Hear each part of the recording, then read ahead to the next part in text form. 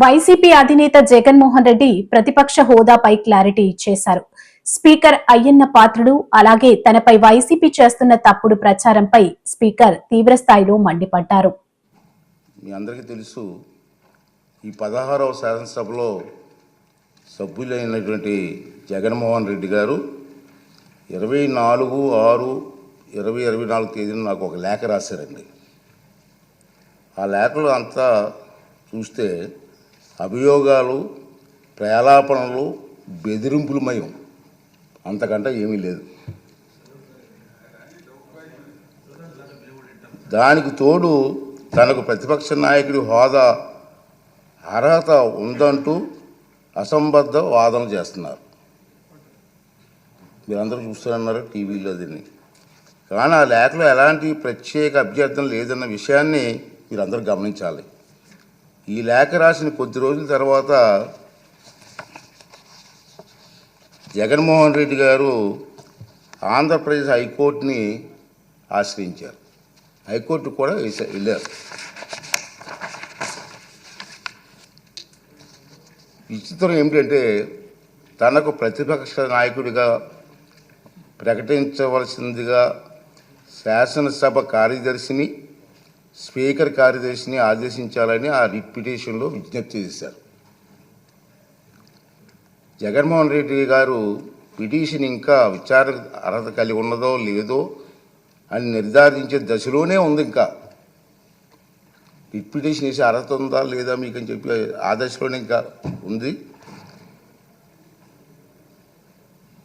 ఈ పిటిషన్లో వైఎస్ జగన్మోహన్ రెడ్డి గారు స్పీకర్ను, శాసన వ్యవహారాల మంత్రిని ప్రతివాదులుగా చేర్చినప్పటికీ ఆ ఇద్దరిని మినహాయించాలని గౌరవ అడ్వకేట్ జనరల్ గారు చేసిన సూచనతో గౌరవ న్యాయస్థానం ఏకీభవించింది.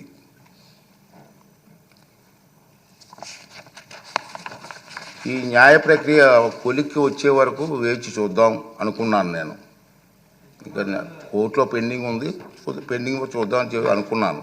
కానీ ఇటీవల కాలంలో ఈ అంశంపై జగన్మోహన్ రెడ్డి గారు ఇంకా వారి పార్టీ నాయకులు చేస్తున్నటువంటి పలు వ్యాఖ్యలు నా దృష్టికి వచ్చే మీరు కూడా టీవీలో చూస్తూనే ఉన్నారు. గౌరవ హైకోర్టు స్పీకర్కు సమన్లు జారీ చేసిందని, ఉత్తర్వులు జారీ చేయాలని స్పీకర్ను ఆదేశించిందని జగన్మోహన్ రెడ్డి చేస్తున్న వార్తలు వచ్చాయి. నిజానికి ఈనాటి వరకు హైకోర్టు జగన్మోహన్ రెడ్డి చేసినటువంటి పిటిషన్ విచారణ అర్హత ఉందో లేదో నిర్ధారణే ఇంకా జరగలేదు.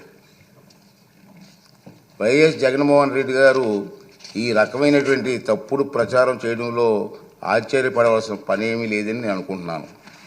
ఇంచేదంటే 24/6/2024 తేదీ లేఖలో రాసినటువంటి నిరాధార ఆరోపణల ఆధారంగానే ఈ తప్పుడు ప్రచారం సాగించారు. కాకపోతే ఆ దఫా ఆయన కల్పిత వాదనలను, ఆకాంక్షలను గౌరవ న్యాయస్థానానికి ఆపాదించడానికి సైతం వెనకాడలేదు.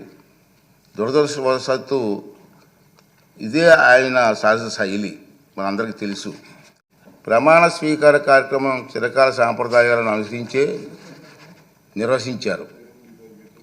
జగన్మోహన్ రెడ్డిని మాజీ ముఖ్యమంత్రి హోదాలో ప్రస్తుత మంత్రుల తర్వాత శాసనసభ్యునిగా ప్రమాణం చేయడానికి ఆహ్వానించారు. గతంలో 11/1/1995 నాడు అప్పుడు ఆంధ్రప్రదేశ్ శాసనసభ కూడా అప్పటి మాజీ ముఖ్యమంత్రిని మంత్రుల తర్వాతే ప్రమాణం చేయడానికి ఆహ్వానించిన సంగతి మీకు గుర్తు చేస్తున్నాను. అదేవిధంగా ఆంధ్రప్రదేశ్ 16వ శాసనసభ సభ్యుల ప్రమాణ స్వీకార కార్యక్రమంలో 21/6/2024 జరిగింది. కానీ స్పీకర్ ఎన్నిక మరణాడు అంటే 22/6/2024 నాడు జరిగింది. ప్రతిపక్ష నాయకుడిగా గుర్తింపు ఇవ్వగలిగితే అధికారం కేవలం స్పీకర్కి మాత్రమే ఉంటుంది. అందుకే సభ్యుల ప్రమాణ స్వీకార కార్యక్రమం జగన్మోహన్ రెడ్డికి ప్రతిపక్ష హోదా నిరాకరించడానికి సూచించిన అన్న వాదన సరికాదు. నిజానికి జగన్మోహన్ రెడ్డి వైఎస్ఆర్సీ శాసనసభాపక్ష నాయకుడిగా ఎన్నికైనట్టు 26/6/2024 వరకు మా సచివాలయానికి తెలపలేదు. నెంబర్ 1. అలాంటప్పుడు జూన్ 26 కంటే ముందు అందున స్పీకర్ ఎన్నిక జరగక ముందు ప్రతిపక్ష నాయకుడి హోదా గురించి నిర్ణయం తీసుకోవడం సాధ్యమా?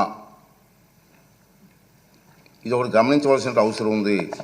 ప్రతిపక్ష నాయకుడి హోదా ఎవరైనా అర్హులా కాదా అనేది కేవలం రాజ్యాంగ సూత్రాలు, కోర్టు తీర్పులు, చిరకాల సాంప్రదాయాల ఆధారంగా మాత్రమే నిర్ధారించగలరు.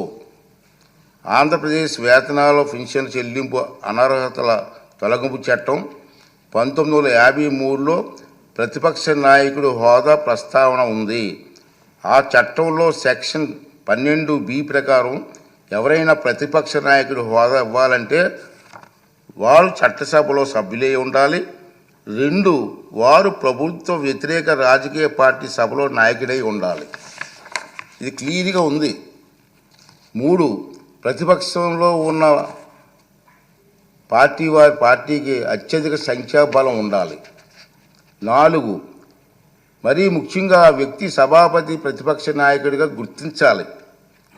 ఒకవేళ అత్యధిక సంఖ్యాబలం గల ప్రతిపక్షాలు ఒకటి కన్నా ఎక్కువ ఉంటే పార్టీ హోదాను దృష్టిలో ఉంచుకొని వాటిని ఏదో ఒక పార్టీ నాయకుడిని సభాపతి ప్రతిపక్ష నాయకుడి హోదా కల్పించవచ్చు.